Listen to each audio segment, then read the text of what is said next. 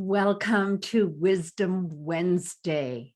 It's Linda, and I'm back in January 2022, where my theme for this month is leadership. And if you looked at other videos, that's what it's all about, leadership defined. And today we're talking about leading yourself, leadership, lead yourself.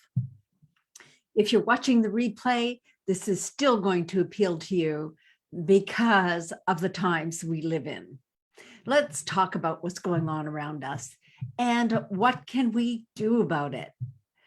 These have been very challenging times, negative times, and we have the power and control to change it. How? Well, step into your leadership. That's how. So I'm going to take you back to a time when, you might be a group of people and you might be just at the start of the workday or at the start of a meeting. And this can even happen online where somebody gets on and says, wow, that idiot almost hit me. He cut me off. What is he thinking? She didn't signal. She went across 3 lanes. What's going on? And then what happens?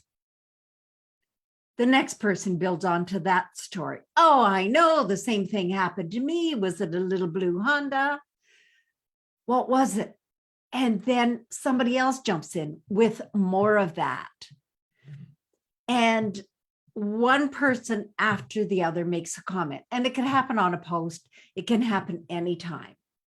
So here's my question. Is that really the best way to start your day or to have any part of your day? Is that what you want in your life? Is that what you want others to think of you? I'm talking about complaining. Do you complain that you have too much? You're too busy, too much stress, too many people depending on you. I talk about this in my book. These too much situations could be turned into gratitude because your life is so full. You have so many wonderful people in your life, and they're there by your choice. So in my book, Dr. R. Hamilton, which I've been talking about lately because he had a new book that just came out, talks about the non-complaint challenge. See the elastic? Yes, he asks for a 21-day non-complaining challenge, and it involves wearing an elastic band on your wrist. And every time you complain, even if it's just thinking about a complaint, change the elastic from one wrist to the other wrist. Now, I don't want you snapping it. None of that. We've had way too much pain in our lives that we don't need to inflict pain on ourselves. I asked you, I give these out when I do this talk, when I do talks and I talk about the non-complaining challenge or workshops or anything, I give out the elastics. So encourage the people around you to join in the fun because it's just a different way of thinking. And by the way, if anybody complains about the color of their elastic, I used to use colored elastic. Now I use all beige elastics. And I had this little bag of colored elastics. If they complain about the color of the elastic or the fact that it's too tight, that's a complaint. Have them change elastics. When I was just launching my book in 2015, I was on Rogers TV with Derek Fage and Ruland, and she said, oh no, now I got to count my complaints. And we laughed and said, change your elastic because that's a complaint.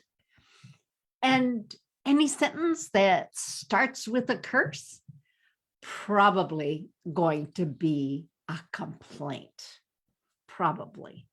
And in this exercise, you're going to be surprised at how difficult it is not to complain, especially when driving or these days reading social media, watching the news. It eliminates, this exercise eliminates the complaints, the judgments, the criticisms, and it heightens your awareness. And one of the ways you can do this is think about, what do you love? Because in my book, there's only 2, right? There's love, there's fear. Think about what you love. What you love tells the story about who you are and what you're about.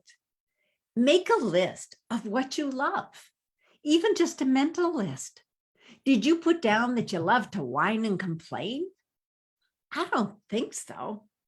So if you don't love it, perhaps you shouldn't do it. And yes, I know that's not always possible.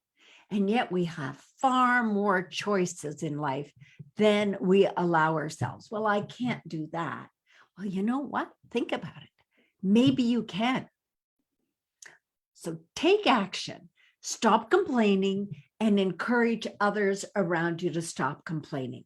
When you explain the exercise to you, it's so simple because all you have to do then is say, do you need an elastic?